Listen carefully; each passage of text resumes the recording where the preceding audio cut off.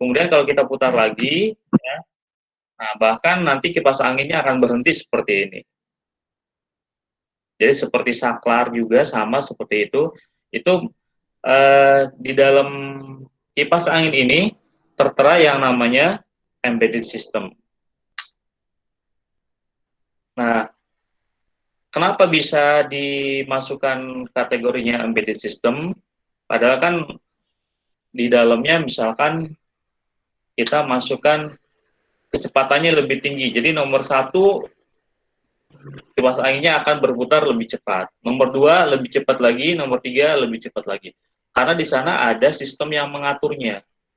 Nah, jadi kalau misalkan kita klik nomor satu, ya, saklarnya digerakkan nomor satu, muternya pelan misalkan. Digeser ke nomor dua, dia akan lebih cepat lagi. Padahal sama-sama di dalam satu sistem itu. Nah, di dalam sistem itu dibuatkan ada semacam chipnya. Jadi kalau misalkan kita belajar komponen elektronik, ya, kalau misalkan kita dilihat di komponen elektroniknya, itu pasti ada jalur-jalurnya. Ada jalur apa? Nah, kalau misalkan kita lihat,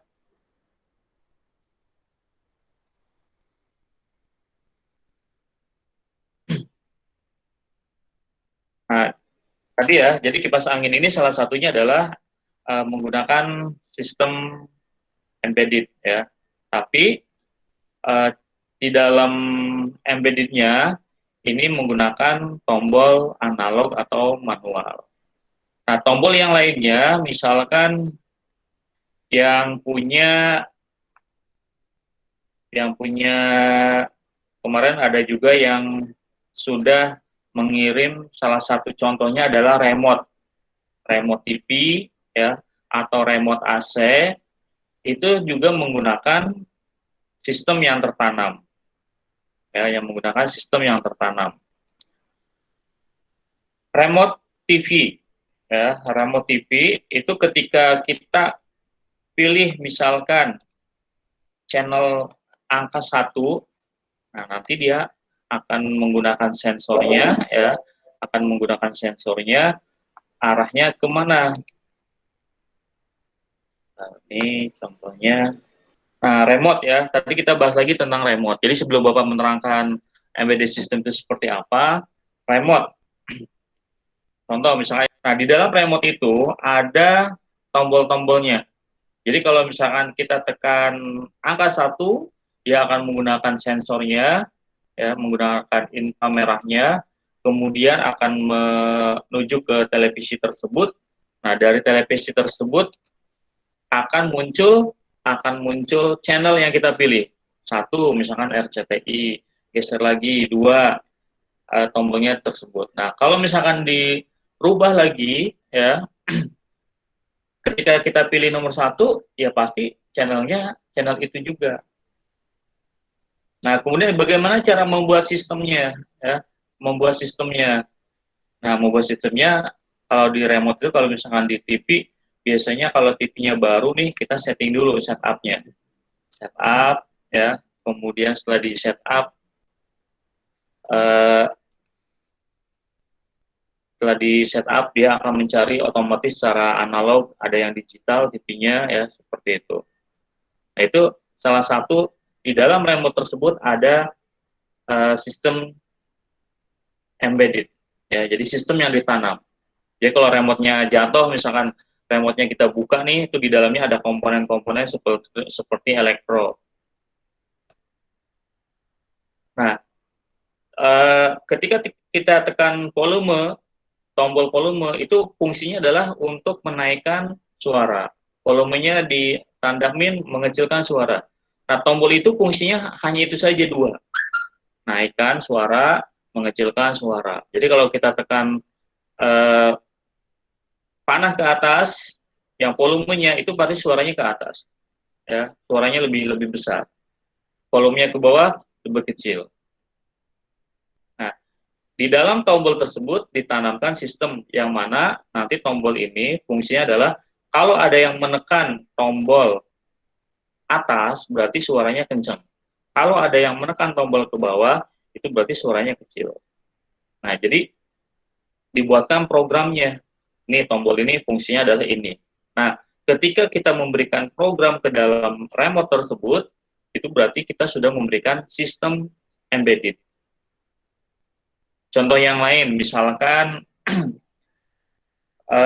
apalagi, misalkan yang di sekitar kita ada yang namanya yang rumahnya canggih, mungkin ketika mau buka pintu, ya, kalau mau buka pintu sekarang menggunakan sidik jari, ya, menggunakan sidik jari atau menggunakan kartu. Jadi kalau di hotel, kalau mau buka kunci pintu, kalau mau pakai buka pintu nih, kuncinya dimasukkan. Nah, kemudian pintunya akan bisa dibuka. Nah, itu berarti di dalam sistem kunci tersebut, di dalam chip dari kartu tersebut, sudah dibuatkan sistem embedded. Jadi ketika diklik, atau ketika kartunya tempelin ke pintu, pintunya kuncinya terbuka. Nah, pintu ini akan menerima sistem apabila ada kartu yang menempel, kartu yang sama, yang sesuai, pintunya akan terbuka. Kalau menggunakan kartu yang lain, dia nggak bisa dibuka. Apabila digunakan kartu ATM, dia nggak bisa dibuka juga. Ya, karena pintu ini sudah diprogram apabila menggunakan kartu A, ya, anggap aja namanya kartu A, maka pintu ini akan terbuka. Nah, karena di dalam pintu tersebut sudah dibuatkan sistem.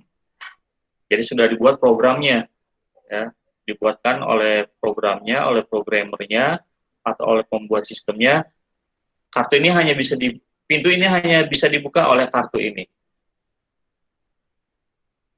Berarti itu salah satu contoh embedded system. Contoh yang digambar itu contohnya mesin ATM, ya, sebagai Bapak yakin ATM sudah sering kalian lihat, ya, di dalam mesin ATM itu masukkan kartu ATM-nya, kemudian akan muncul menu. Menunya sudah tertera. Jadi kalau misalkan kita mau ngambil uang, itu pilihannya sudah ada. Ada yang 50.000, 100.000, 200.000. Kita mau ambil yang 100.000, berarti tinggal dipilih. Pilih tombol yang ini, ya. Berarti tombol ini sudah dibuatkan sistemnya. Apabila ada yang menekan tombol ini, berarti dia akan mengeluarkan uang yang 100.000. Nanti kalau ada yang milihnya yang 300.000, berarti tombol ini fungsinya adalah untuk memilih uang yang 300.000. Nah, kemudian ketika kalian berpindah ke ATM yang berbeda, sama-sama ATM, tapi sama-sama ATM-nya bentuknya sama seperti itu, tapi banknya berbeda. Yang satu bank BRI, yang satu misalkan Bank DKI atau Bank BCA. Tombolnya sama. Di ATM itu di sebelah kanannya ada tombolnya, yang di sebelah kanan, kalau nggak salah itu ada 4 tombol. Sebelah kanan. Sebelah kiri ada 4 tombol. Nah, ketika kita masuk ke ATM yang kedua, ya, kita masuk ke ATM yang kedua, ternyata di ATM yang kedua menunya berbeda. Berbedanya gimana? Nah, jadi ketika kita masukkan kartunya, ya, tombol yang sebelah kiri tadi yang ada tulisannya 100.000, 50.000, 300.000, ternyata pas masuk ke ATM BCA tombolnya berbeda, harganya, angka-angkanya berbeda, padahal mesinnya sama seperti itu. Jadi ketika kita pilih 50.000 nggak ada, adanya langsung 100.000, 500.000, 1 juta, 2 juta, 5 juta. Sedangkan tadi ATM yang satunya ketika kita masukkan kartunya, pilihannya sudah ada 50, 100, dan seterusnya.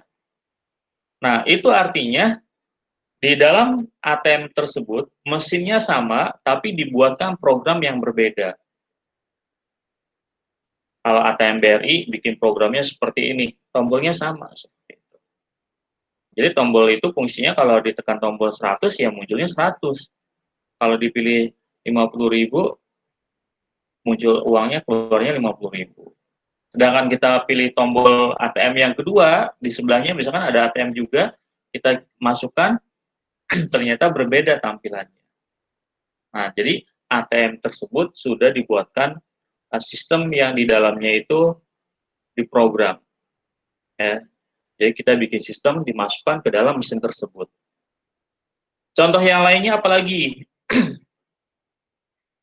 Contoh yang lainnya adalah lampu merah. Ya, kalau di contoh itu ada lampu merah. Ya, jadi ini kalau misalkan di contoh, ini ya lampu merah misalkan. Pasti yang lampu merah ini udah nggak asing lagi. Tapi ya, pernah tidak kita untuk berpikir kenapa lampu merah, misalkan yang di persimpangan jalan itu, pengguna lampu merah itu bisa tertib?